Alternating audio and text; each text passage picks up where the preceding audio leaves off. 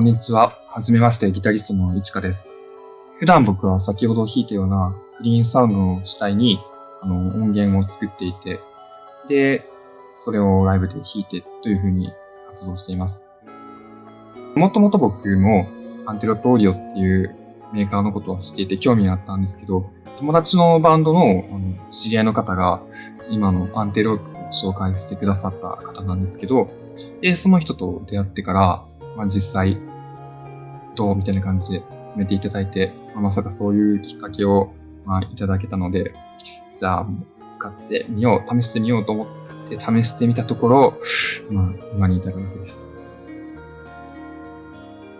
はい。今僕が使っているのはこのディスクリート4というアンテロップのインターフェースです。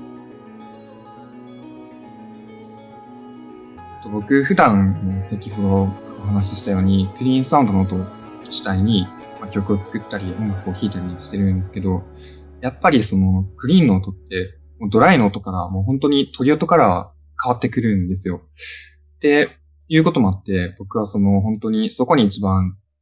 音作りに力を注いでいて、どうやったらそのドライの音をきれいにまず取れるかとか、ドライの音でまず耳に入りやすいような音を作れるかとか、それはそのギターのボリュームとかの問題、トーンとかもあるし、そのインプット、アウトプットの問題でもあるし、その機器そのものも、一番これが大きいのが本当に機材そのものの問題なんですけど、本当にこのディスクリート4を通してギターの音を聞いた瞬間に、これはもう今までの音と違うなっていうふうに思う。本当に幕がこう取れたかのような音がして、具体的にどうだったのかっていうと、本当今まで弾いてたクリーンの音よりも、存在感がしっかりある、一体感があって、ちゃんとそこにその音があるっていう、だから今までの僕の音楽がより、近しいものになったというか、より、人に馴染みやすい、聴きやすい、心に入ってきやすい音楽になるような、それを手助けてくれるようなインターフェースだと思います。ストレートにですか？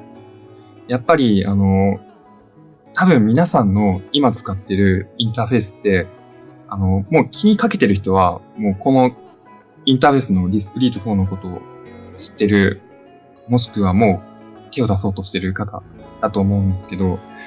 まだ知らないっていう方の多くは、多分そのインターフェースにあんまり気をかけてないというか、まだそこに音作りにおいて注目してる部分じゃないと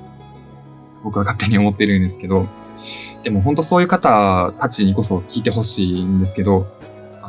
今までのもう本当に自分たちの作ってる音楽の質が変わります。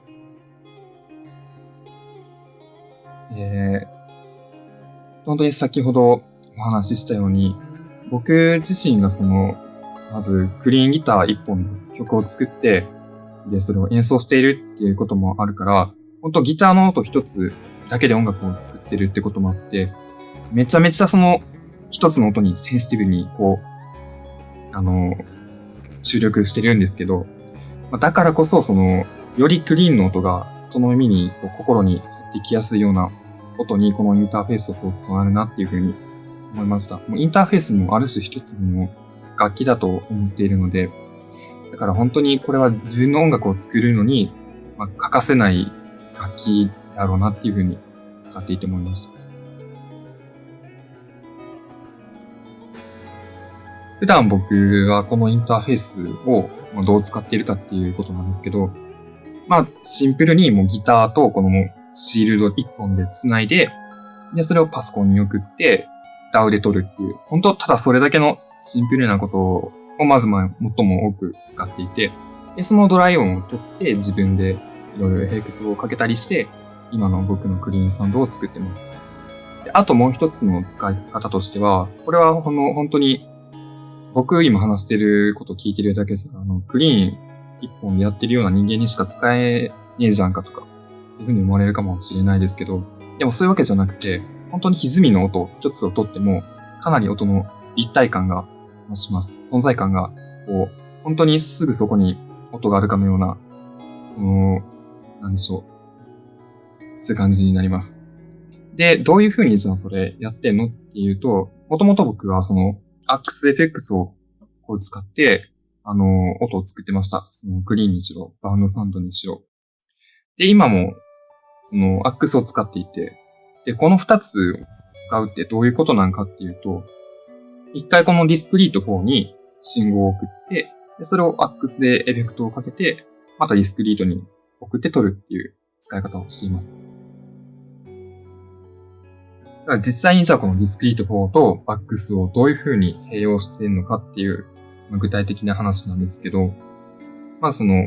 こいつで取ったギターの音をスピティフケーブルでこうアックスに送ってまたそれを返しています。で、それをすることによって、本当にアックス、言うたらアックスじゃなくて、こいつのインターフェースを使って、アックスのこう、力を、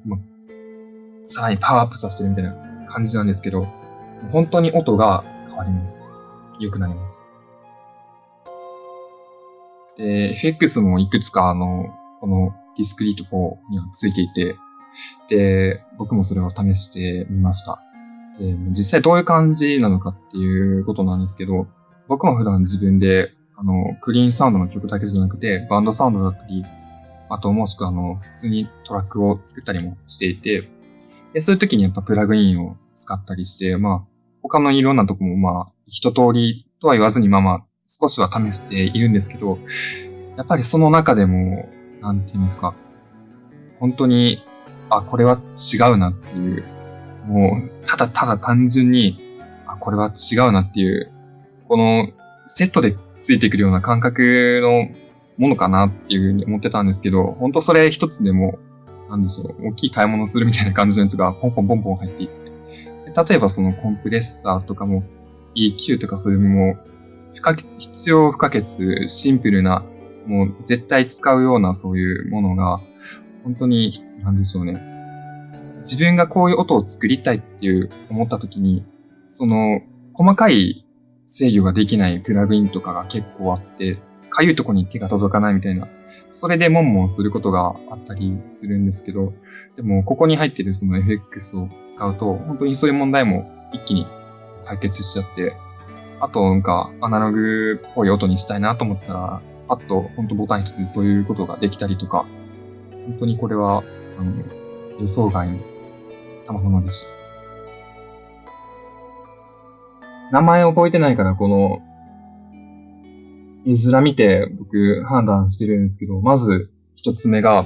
このリールトゥーリールっていうやつで、名前だけじゃ本当に何なのか、どういう挙動をするのか、何のためにあんのかとか全くわからないじゃないですか。でも、実際これを一つ通してみるだけで、音の、なんでしょう、アナログ感っていうとちょっとざっくばらんとしすぎなんですけど、でも、温かみがちょっと増すんですよね。で、それがすごい僕のクリーンの音には合っていて、クリーンの音が本当にデジタルってしてる部分がちょっとあっちゃって、で、何のためにこの音を作ってるかって、やっぱ聴いてる人に最もスッと心に入ってくるような音楽をダイレクトに伝えれるような音を作りたいと思っていて、そういうのにこの FX がぴったりでした。で、同じような理由でこの FET っていうこのコンプレッサーがあって、で、こいつもかかり方が僕の国の音には本当に温かみを少し足してくれるようなコンプレッサーで、なんでしょう、無理やりべちゃっと潰した感じでもなく、あとタッピングの音がちょっと入るというか、普通タップの音って、結構力強く叩かないと音が出ないっていう風に思われがちなんですけど、でも、確かにそれはそうで、生音だと強く叩けば叩く分音がでかくなるし、普通の力で叩いたらちょっと霞んじゃうし、でもそういったちょっとプレイアビリティを向上させてくれる、楽にしてくれるやつがこいつで、結構